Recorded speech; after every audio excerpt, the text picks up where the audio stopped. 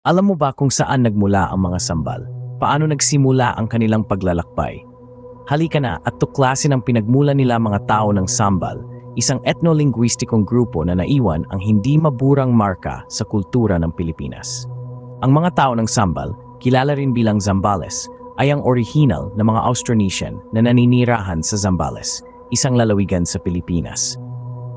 Ang kanilang kasaysayan ay mayaman at tumatagal ng daan-daang taon na may mga kuwento ng katapangan, katatagan at kakayahang umangkop.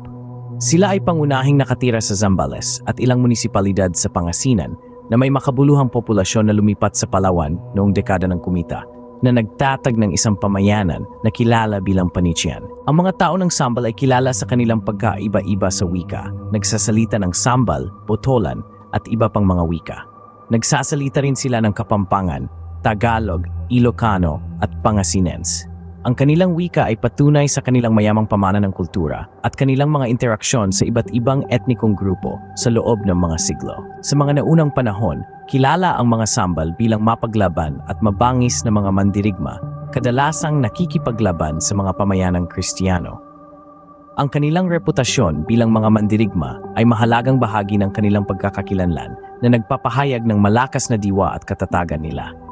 Subalit, habang umuuspong ang kasaysayan, unti-unti na nagbago ang mga Sambal dahil sa mga misyonaryong Kastila noong panahon ng kolonyalismo. Ang ito ay tumatak bilang isang mahalagang punto sa kasaysayan ng mga Sambal na nagdulot ng pagsasama-sama ng kanilang katutubong paniniwala at mga tradisyon ng Kristiyano. Ang mga tao ng Sambal ay pangunahing nakatuon sa pangangalakal na mahalagang kahoy.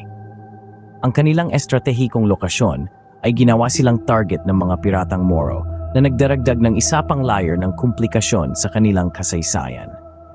Noong dekada ng 95, daan-daang mga tao sa Sambal ang nag-migrate patungong Palawan. Marami sa kanila ang tumira sa Puerto Princesa. Ito ay isang mahalagang pagbabago sa kanilang geographical na distribusyon. Nagdagdag ito ng isa pang kabanata sa kanilang patuloy na kuwento. Ang mga tao ng Sambal ay may komplikadong katutubong relihiyon at sumasamba sa iba't ibang espiritu.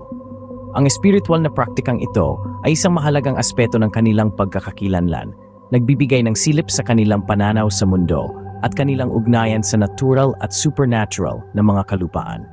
Upang buodin, ang mga tao ng Sambal ay orihinal na mga naninirahan na Austronesian sa Zambales, kilala para sa kanilang pagkakaiba-iba ng wika, ang kanilang kasaysayan sa pakikipaglaban, at ang kanilang komplikadong katutubong relihiyon. Sa kabila ng mga hamong kinaharap nila, kabilang ang Kristyanisasyon at mga pag-atake ng mga pirata, ipinakita nila ang kanilang kahanga-hangang at kakayahang makapag-adapt. Ang kanilang migrasyon sa Palawan noong dekada 1950 ay nagpapakita ng kanilang abilidad na magbago at makapag-adapt sa nagbabagong kalagayan. Sa kasalukuyan, ang mga tao ng Sambal ay patuloy na nag-aambag sa mayamang tapestry ng kultural na pagkaiba-iba sa Pilipinas.